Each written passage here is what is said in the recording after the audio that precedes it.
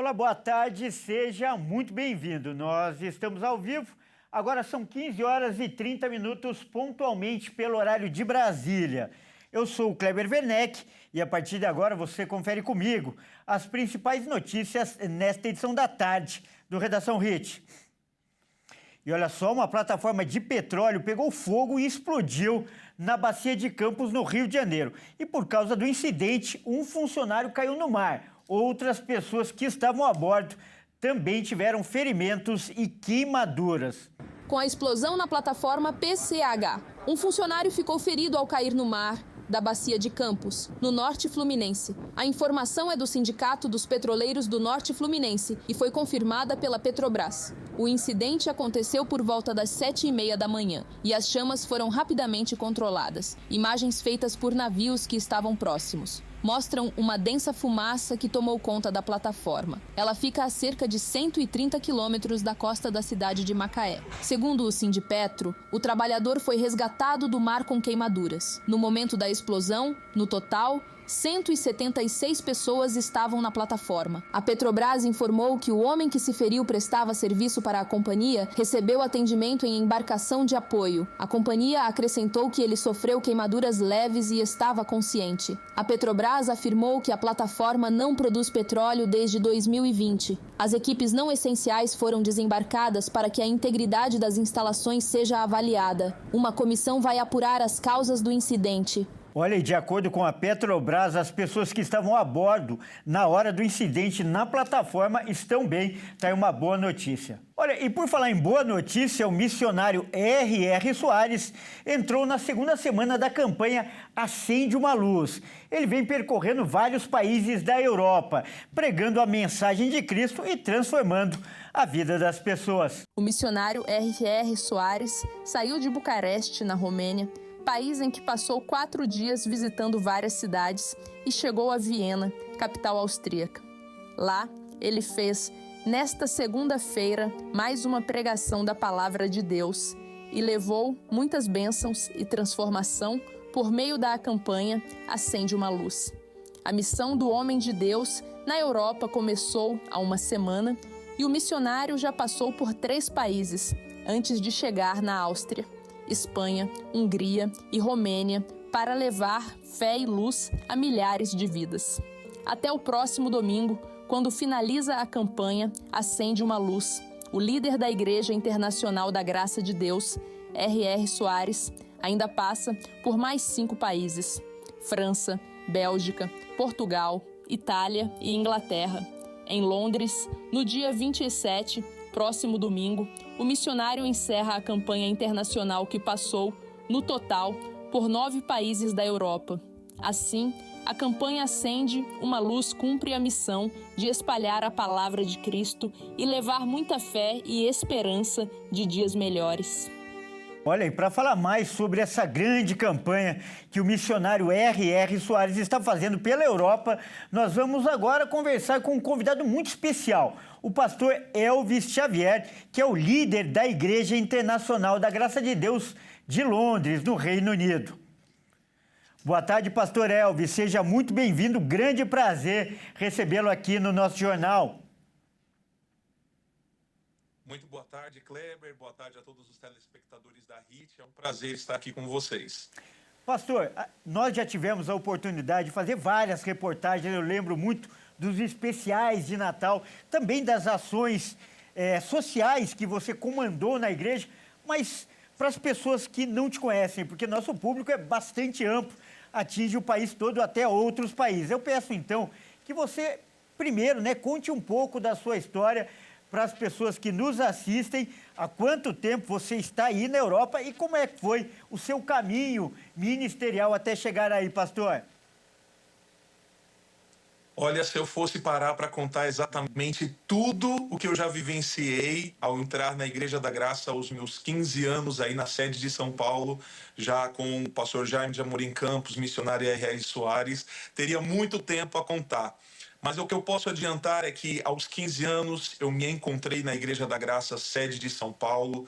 Logo depois de 2 anos frequentando, eu entrei no grupo de jovens, aonde eu de fato encontrei uma família, eu de fato encontrei o meu chamado ministerial de lidar com almas, de lidar com vidas e levar pessoas a Jesus. Lá eu conheci a minha esposa, lá eu conheci a minha família, que é a igreja em Cristo Jesus, e fiquei 10 anos liderando o Ministério de Jovens em parceria com os pastores ali que eu tive durante toda essa jornada na juventude da Igreja da Graça. Foi um tempo maravilhoso, lá eu tive vários desafios, como liderar ministério de teatro, liderar ministério de dança, liderar outros tipos de ministérios como de evangelismo, até que então eu assumi o papel, assumi o chamado, entrei para o pastorado e fiquei auxiliando aí na sede de São Paulo durante um tempo, até que assumi a responsabilidade de cuidar dos homens que vencem aí da sede de São Paulo, né? Abaixo da liderança do pastor Carlos Silva, eu cuidei dos homens que vencem do ministério aí da sede de São Paulo, onde você mesmo citou, Kleber. Tivemos a oportunidade de fazer vários trabalhos sociais, várias reportagens abençoadas em diversas outras partes, né, aí de São Paulo, alcançando com doações de sangue, com doações de alimentos, enfim, uma grande e tremenda bênção. E durante 6 anos eu fiquei à frente do especial de Natal, que anualmente é apresentado aqui pela HIT, né, pelas mídias sociais também dos nossos pastores e da HIT, aonde eu tive a felicidade de produzir, de escrever roteiro, ensaiar e sempre tivemos grandes e inúmeros resultados. Foi quando há 2 anos atrás surgiu uma oportunidade, 3 anos, perdão, uma oportunidade de eu fazer um intercâmbio. Eu me formei aí no Brasil como professor de português e inglês, e então surgiu uma oportunidade de eu fazer um intercâmbio. Com a autorização, né, e a bênção dos meus líderes, eu fiquei entre Nova Zelândia, fiquei entre a Inglaterra e País de Gales. E aí, por conta daquele período difícil de Covid, acabou que não fui eu que escolhi a Inglaterra me escolheu, e aí eu vim para cá, estudando numa cidade aqui no interior, no sul da Inglaterra, de Bournemouth, o nome da cidade. Foi quando eu comecei a estudar. E então o pastor Jaime contatou o nosso líder aqui da Europa, o reverendo Machado, que me convidou a ministrar um culto aqui em Londres, né, numa casa de uma irmã, onde haviam ali algumas mulheres, e aí a gente oficializou que faríamos cultos dominicais todos os domingos. Isso pós-Covid, já não estava havendo culto aqui em Londres. Eu assumi essa responsabilidade. Em 3 meses que eu fiquei aqui, na minha primeira vinda, começamos a multiplicar a igreja. E aí, quando eu voltei ao Brasil, nós tínhamos em torno de 26 pessoas dentro de uma sala, num centro comunitário. Foi quando eu recebi essa bênção do nosso missionário R.R. Soares de voltar e assumir esse trabalho aqui na Inglaterra, aqui no Reino Unido. E aí começamos, oficializamos. Hoje somos a International Grace of God Church, aqui em Londres, com alguns pontos fixos de pregação ao redor da Inglaterra. E aqui estamos já nesse meu retorno com visto de missionário aqui nessa terra há 1 ano, que agora vamos completar em maio, no início de junho, pastoreando e cuidando dessas almas inglesas, brasileiras, portuguesas e tantas outras nacionalidades que nos encontram aqui para a glória de Deus. É um resumo do resumo de como eu cheguei aqui hoje. Pastor, eu fiz questão de fazer essa pergunta porque ela pode inspirar muitos jovens que estão chegando agora na Igreja Internacional da Graça de Deus. E agora, pastor, falando especificamente da campanha, qual é o momento que a Europa vive quando o missionário chega aí para fazer essa grande campanha? A fé cristã, ela segue forte por aí, com cada vez mais pessoas se convertendo, ou há uma necessidade de um avivamento maior? Não, sem dúvidas, a Europa ela necessita de um avivamento, ela necessita de receber a presença e a graça de Deus em todos os setores aqui. Nós sabemos que aqui a Europa, principalmente a Inglaterra, foi um celeiro, né? Foi um berço de grandes avivalistas, homens e mulheres de Deus, que levaram a palavra, levaram o evangelho, o entendimento da palavra a muitos lugares, a muitas nações. Mas isso foi se perdendo. A Inglaterra, principalmente aqui em Londres, fazia parte do status social construir-se igreja. Então, os bairros que possuíam uma igreja eram bairros considerados ricos, eram bairros considerados prósperos, porque é um bairro que teve poderio para construir um prédio, construir uma igreja. Então, aqui as pessoas vão encontrar muitas igrejas, porém, igrejas que estão deixando o seu uso e estão se tornando mercados, estão se tornando clubes, estão se tornando pubs, estão se tornando outros tipos de atividades, como parques e esses tipos de questões. Isso está sendo muito comum aqui. Então, a vinda do missionário está, primeiramente, causando a mim uma grande comoção, porque eu acredito que para o nosso início, né, com menos de um ano de igreja aqui, vai ser literalmente um avivamento para todo o povo que nós já conseguimos reunir até agora, e também para nós espalharmos a boa notícia de que o Deus que opera milagres no passado, ele continua operando milagres ainda hoje. Então, as minhas expectativas são as maiores. E em relação à Europa, em relação à Inglaterra, não há momento mais perfeito para que o missionário venha do que agora. E olha, nada acontece por acaso, né, pastor? Eu também tenho certeza que o missionário, essa campanha acontece no momento que era mais necessária. E agora falando especificamente aí da Inglaterra, que você já citou, a gente viu na reportagem que a última agenda da campanha é justamente o Reino Unido. Então, eu queria que você falasse dos preparativos que estão sendo feitos aí para receber o missionário, a expectativa aí da comunidade local. Nós estamos aqui evangelizando, estamos aqui alcançando pessoas pelas mídias sociais. No dia 27, agora no domingo, às 10 horas da manhã, num local muito fácil de se achar aqui em South Kensington, nós vamos receber o missionário. Estamos aqui diariamente com essa divulgação que vocês podem ver aqui em português e em inglês, levando esse amor às pessoas e mostrando de que Jesus, ele opera os milagres que operou no passado, de que nada mudou, a ação de Deus continua acontecendo. A nossa igreja, ela é recém-nascida, né? Pode-se assim dizer. Apesar de termos muitos irmãos que no passado tiveram um contato real com Cristo, ela ainda é uma igreja recém-nascida. Mas é muito bom ver o interesse, né, e a prontidão das pessoas que hoje nós temos dispostas a servir. Então, nós estamos preparados, estamos na expectativa e muito ansiosos, de uma maneira de dizer boa, de receber um homem de Deus e ver tudo aquilo que Deus ele fará. Então, tanto em português quanto em inglês, e com a vinda do pastor Hilton também em romeno, será lindo de ver aquilo que Deus ele fará. Nós estamos com está tudo pronto. Só falta o missionário, só falta os homens de Deus, a equipe chegar para que a gente possa realizar esse culto de milagres e maravilhas. Olha, e lembrando, né, quem estiver longe da Europa, como é o meu caso, vai poder assistir tudo pela TV Hit, que está transmitindo todos esses cultos na Europa ao vivo. E, pastor Elvis, eu peço agora que você continue conosco, porque eu quero que você acompanhe essa outra reportagem, por favor. Olha só.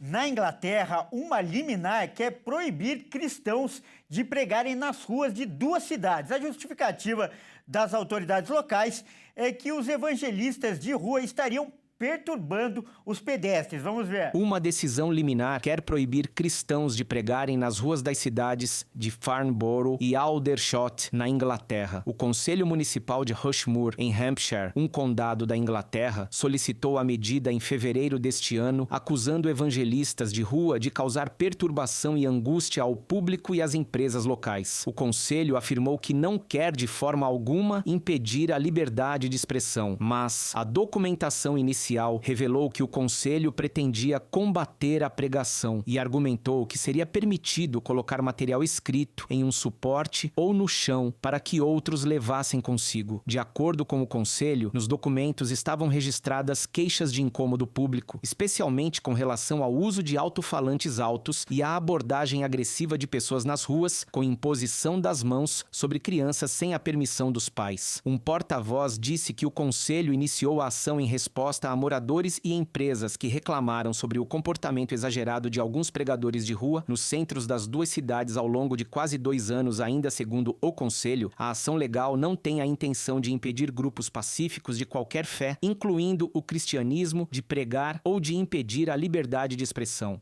Bom, nós vamos voltar agora a falar com o pastor Elvis Xavier para falar desse assunto, né? O pastor que é responsável pela Igreja Internacional da Graça de Deus lá em Londres.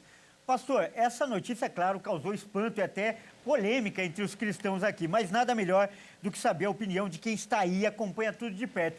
Queria que você comentasse aí esse assunto. Realmente, essa proibição ela foi exagerada, ela está sendo ponderada. Por favor, traga para a gente uma análise mais fiel. Olha, Kleber, infelizmente, né, é uma triste realidade que a Inglaterra está vivenciando nos dias atuais. Nós sabemos que acabamos agora a semana de Páscoa e não é uma ou duas escolas que aboliram essa data de ser um registro oficial das crianças prepararem e entenderem o motivo da Páscoa. Eu aqui da igreja, né, recebi alguns e-mails e alguns relatos de algumas escolas que estão abolindo e trocando o propósito da Páscoa, né, ainda que seja o coelho da Páscoa, ou ainda que seja o chocolate ou qualquer outra coisa, estão trocando o ensino da Páscoa, dizendo que está havendo uma divergência ou um desconforto entre as religiões, como se houvesse alguma imposição.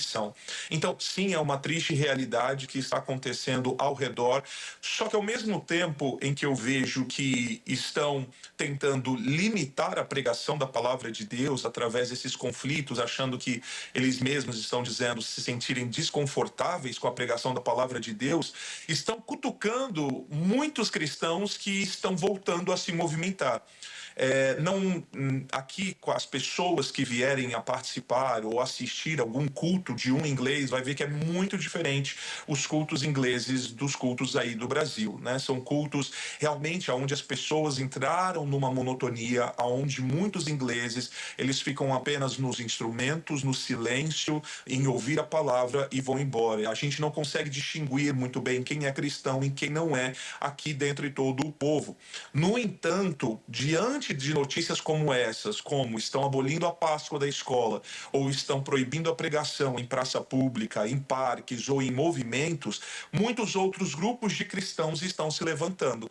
Então, da mesma forma que uma notícia como essa está sendo muito divulgada entre nós aqui da igreja, também nós estamos vendo muitos outros grupos de ingleses, pessoas nativas daqui, que estão se levantando, como um famoso que nós temos aqui, que é o Arm of Salvation, Our Arm of Christ as well, que são pessoas que estão se levantando aqui para pregar a palavra e antes não estavam fazendo isso, estavam no comodismo de ser um cristão. Então, o que eu posso dizer com isso?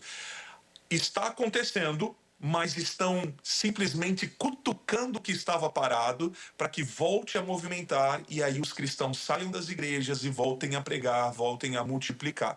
Então, pelo menos, ao meu ver, em um ano que eu aqui estou, eu vejo crescimentos de igreja, eu vejo outros ministérios vindo para cá, eu vejo igrejas em romeno, eu vejo igrejas em inglês, claro, igrejas em português, igrejas em japonês, grupos que estão trazendo a cultura, né, evangélica para dentro de um lugar onde foi o berço antigamente. Então, o que eu posso dizer dessa reportagem é verídico, porém está causando, na visão, na minha percepção, algo também que não é negativo, mas estão simplesmente mexendo na brasa que estava quase apagando para gerar uma chama de avivamento, que é o que a Inglaterra está necessitando.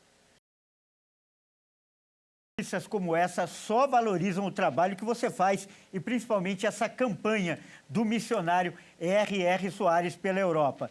Nós acabamos de conversar com o pastor Elvis Xavier, que é da Igreja Internacional da Graça de Deus de Londres. Pastor, mais uma vez, grande prazer em voltar a falar com você e obrigado por essa participação. Muito obrigado, Deus abençoe todos vocês. Fiquem em oração pela Europa, em oração pela Inglaterra, pela Igreja da Graça aqui em Londres, e nós estamos em oração por todos vocês, em nome de Jesus. Em nome de Jesus, Deus abençoe. E olha só, vamos mudar de assunto agora para falar de segurança. Uma pesquisa realizada pelo Instituto Datafolha revela que a insegurança das pessoas no dia a dia das grandes cidades é muito grande. E olha só, um dos principais medos citados nessa pesquisa é quando uma moto se aproxima da pessoa. Vamos ver. Uma pesquisa realizada pelo Instituto Datafolha revelou um dado alarmante sobre violência. Grande parte dos brasileiros relata sentir medo de assalto em situações cotidianas, como estar em um restaurante, esperar o ônibus sozinho e até parar o carro no sinal. Os dados também mostram que, ao perceber uma moto chegando perto, 8 a cada 10 pessoas têm medo de se tornarem vítimas de um assalto. Em todos os 9 cenários testados pelo Datafolha, a maior parte dos brasileiros relatou sentir medo. Outras situações que causam medo na população é quando alguém de bicicleta se aproxima, precisar usar o celular na rua ou no transporte público, entrar ou sair de casa e esperar por um táxi ou um carro de aplicativo. Mas em todos os cenários listados, o medo de alguém estar se aproximando de moto é o mais comum. Entre aqueles que relatam ter muito medo de assalto quando uma moto se aproxima, 66% são mulheres e 44% homens, segundo a pesquisa. Em todas as situações questionadas, o sentimento de medo é citado com mais frequência pelas mulheres em comparação aos homens. O levantamento também aponta que o medo de assalto é proporcional à renda. Os mais pobres, em geral, relatam sentir mais medo do que os mais ricos quando se vê nas situações que foram pesquisadas. Olha aí, por causa dessa insegurança que a gente acabou de ver na reportagem, cada vez mais pessoas têm procurado empresas de segurança eletrônica. A estimativa é de que quase 13 mil câmeras de monitoramento estão instaladas na capital paulista. Vamos ver na reportagem. O Smart Sampa, sistema de câmeras inteligentes para o combate à criminalidade criada pela Prefeitura de São Paulo, já contribuiu para a prisão em flagrante de mais de 2.000 criminosos. O sistema, que tem como principal objetivo garantir respostas rápidas a crimes e emergências, além de auxiliar na busca por desaparecidos e na captura de foragidos, funciona em parceria com órgãos como o SAMU, o Corpo de Bombeiros, a Companhia de Engenharia de Tráfego, CET e as Polícias Civil e Militar. São 25 mil câmeras inteligentes espalhadas pela capital paulista. Inspirada no sistema de câmeras inteligentes, empresas e em segurança eletrônica de câmeras na rua tem avançado por São Paulo em estratégia de conquista de territórios. Apesar de as empresas terem formas diferentes de tratar as imagens captadas e oferecerem serviços distintos aos clientes, elas são unânimes em apontar que a estratégia é essencial para a eficiência nessa área.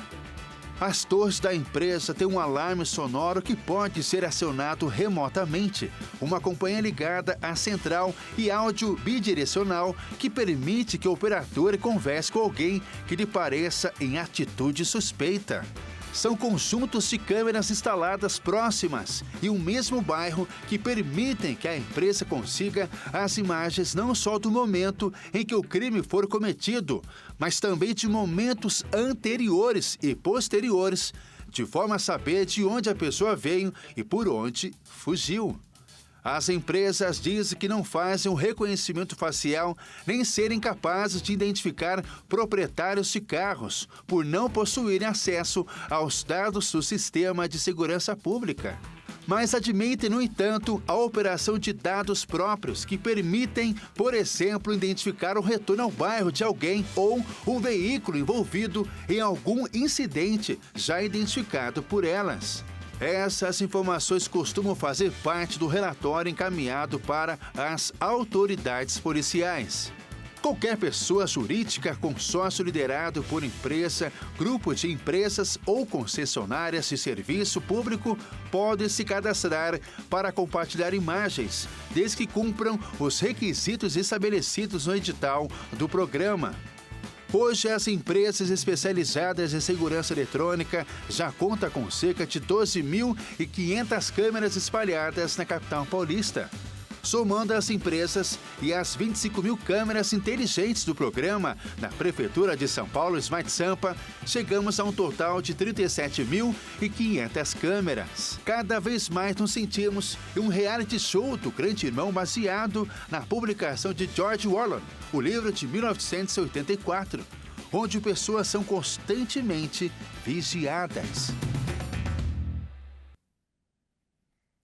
E agora um serviço de utilidade pública. Você tem ou conhece alguém com sangue do tipo O? Pois então preste atenção. A Fundação Pro Sangue de São Paulo alertou neste domingo que enfrenta uma situação emergencial. O estoque desse tipo de sangue está zerado. E se não houver doações, cirurgias podem inclusive ser canceladas. Vamos ver. As doações podem ser realizadas neste feriado mesmo. Sem a reposição imediata do estoque, cirurgias podem ser canceladas na próxima semana. Segundo a Fundação, além do sangue tipo O negativo, outros tipos sanguíneos como O positivo e B negativo também estão em níveis críticos. Os postos clínicas, Mandaki e Osasco estão abertos para coletar as doações. O agendamento pode ser feito no site da Fundação Pro Sangue. A Fundação Pro Sangue, instituição pública vinculada à Secretaria da Saúde do Estado de São Paulo e ao Hospital das Clínicas da Faculdade de Medicina da USP, é considerada referência pela Organização Pan-Americana da Saúde, pela Organização Mundial da Saúde e pelo Ministério da Saúde. Para doar, a pessoa deve estar em boas condições de saúde, estar alimentado, ter entre 16 e 69 anos, pesar mais de 50 quilos, evitar alimentos gordurosos 4 horas antes da doação e não ter ingerido bebidas alcoólicas 12 horas antes. Caso o doador esteja com sintomas gripais ou de resfriado, deve aguardar uma semana para que esteja novamente apto à doação. Olha aí, você que pretende doar, não se esqueça de levar um documento de identidade original e com foto recente que permita, claro, a identificação. E todas as informações estão disponíveis no site da Fundação Pro Sangue ou então pelo Alô Pro Sangue, o número 11 4573 7800 ou então pelo WhatsApp 11 99152 7653. Ainda outra possibilidade é o e-mail faleconosco@prosanguesp.gov.br. E é importante lembrar que uma doação pode salvar até 4 vidas. Então, atenda a esse chamado. Doar sangue é um ato de amor. Bom, é isso aí. Essa edição fica por aqui. Eu agradeço demais pela sua companhia. E você que não é de São Paulo, fique agora com a sua programação local. E você que é de São Paulo, nos acompanha pela Rede TV, fique agora com o Consulta ao Doutor e com a Dani Parisi. Ótima tarde e até mais.